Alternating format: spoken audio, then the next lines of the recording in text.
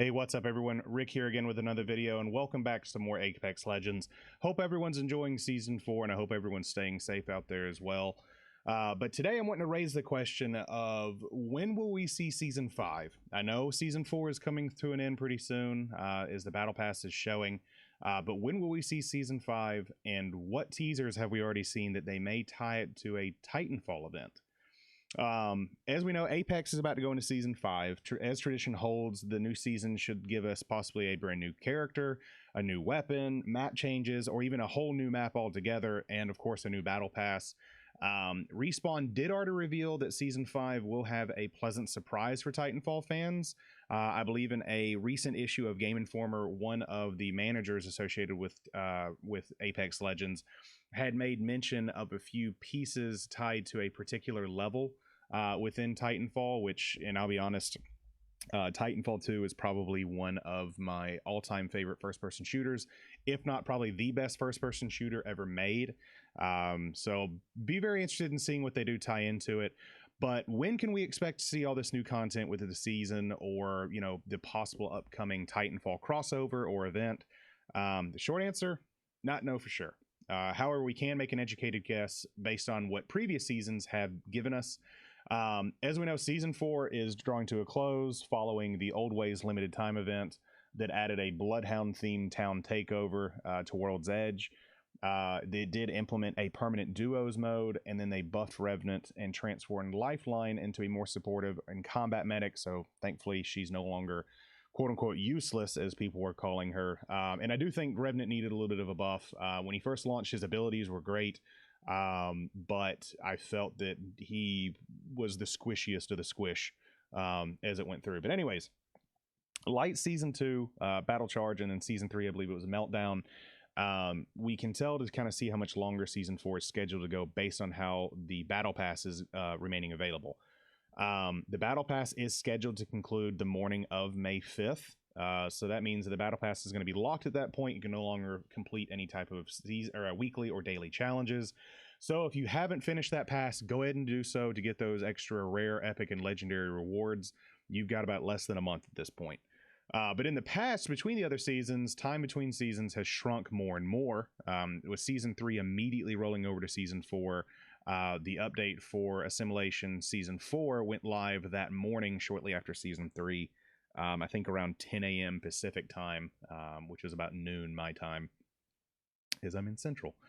Respawn hasn't confirmed that Season 5, of course, will be the same. There's a chance that it isn't, given the fact that all the devs or the team members are having to work from home right now due to everything going on. And like I said, I hope everyone's staying safe out there. But presumably, we can expect to see Season 5 launch right after Season 4 ends.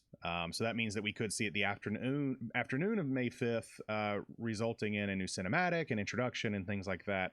But at the very least, Respawn has already started teasing on what's coming up in Season 5 with map changes, especially to World's Edge. In mid-April, a data pad appeared around the Dome. Apparently has a mysterious connection to Titanfall 2's effect and cause level. Like I said, there could be some sort of tie-in or possibly an event associated with it. And then this week, a second data pad has appeared. And this one, I think, was in the Sorting Factory. The first data pad hinted at a secret tunnel beneath King's Canyon in the labs, while the second pad that was just discovered implies that there could be more tunnels hidden on the western part of Apex's original map, which is very interesting to hear, because I know this does revolve in the Apex or in the Titanfall world. So I'll be very interested in going through, and especially they did the Wraith cinematic, kind of going through the labs a little bit more and kind of growing a little bit more into that piece too. So I'm very intrigued to see what they do. But the big thing, and I guess the history of this, is how does that tie into Titanfall? What do these data pads end up meaning and everything else? So the Archaeological Research Division, Ares, is part of the IMC first encountered in the game during Titanfall 2's effect and cause level, which takes place on the planet Typhon. Ares was attempting to fix the fold weapon, an alien technology that could bend time and space, in order to use it as a planet killer. You destroy it in Titanfall 2, but Apex Legends has, of course, long since hinted that people have continued the work that Ares started. So one thing I do really like that Apex Legends does compared to other battle royales is they are trying to give some sort of underlying story amongst the legends and the world itself. So they're still trying to grow Titanfall, which is awesome. Back when the labs were first added in Kings Canyon during the Voidwalker event and Crypto first appeared in the game, there was a laptop that you could actually interact with that revealed that before she was Wraith, senior research science pilot Renee Blasey, I always forget how to pronounce her last name, was experimenting with finding a way to fold time in order to travel between dimensions. And so that's thanks to the Voidwalker animated short we saw. We know Wraith is originally from Typhon. She could have a connection also to Ares, and that the connection could be the driving force behind what is coming in Season 5. Now, of course, Wraith wouldn't be the first legend to discover she has a bone to pick with the IMC. Crypto was framed by them. A company revealed in hacked emails. Ties to Hammond Robotics as well, which, like Ares, is a part of the IMC, and Revenant also hates Hammond Robotics for forcing him to be their immortal slave, going so far as killing the company's sponsored champion Forge live on television, which was an awesome little take. We thought that we were going to have Forge as the next legend, when in fact it was Revenant. It's a nice little curveball they gave us there. But be very interested in seeing what this does bring. Either this is going to be possibly events associated in Season 5 around Titanfall and that level. The level itself, from what Bloodhound is as well, is around Leviathan, is a possibility of another planet that they're going to do with a new map. So either way, I'll be interested in seeing if it's going to be a new map. Is it going to be just several Titanfall themed events? Are we going to have a Titanfall themed character, possibly one of the villains from Titanfall 2 maybe come in as a legend, a pilot, which I think would be awesome to have a pilot coming in here. But I'll be very interested, especially now that they're kind of tying in a few subplots from their shorts into possibly what is coming with the next season. So like I said, very interesting, very interested in seeing what they do bring. And I'm really excited, especially with them wanting to grow more of Titanfall, bring more of that universe in, especially with Titanfall being so fond of its players or by its players and one of my all-time favorite shooters. So let me know what you think down in the comments below. I'll be very interested in seeing what everyone else has to think about it. Have you found the data pads? I know I'm still trying to find the latest one. Have not come across it yet.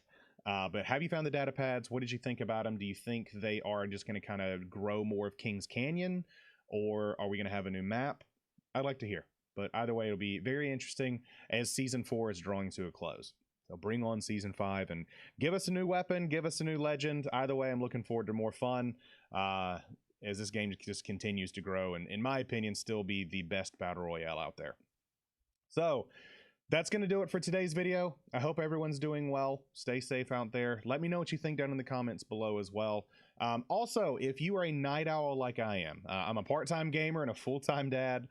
So I actually stream over on Twitch. We stream Monday through Thursday about 9:30 p.m. Central, and we usually go to about 1 or 2 o'clock in the morning, and we play a multitude of games from Division 2, Apex, to other RPGs and shooters as well. But Division and Apex usually the big ones we do play. But we have a growing community over there as well for people always constantly looking to game. But I'd love to see you over there. I do have a link down in the description below if you ever wish to join us on a few games and have some fun. But let me know what you think in the comments below. That's going to do it for today's video. I hope you've enjoyed it. And I'm looking forward to seeing what Apex and Respawn have up their sleeve going forward. But anyways, my name is Rick. Thank you all for watching. Have a good day and stay safe. I'll see you in the next one.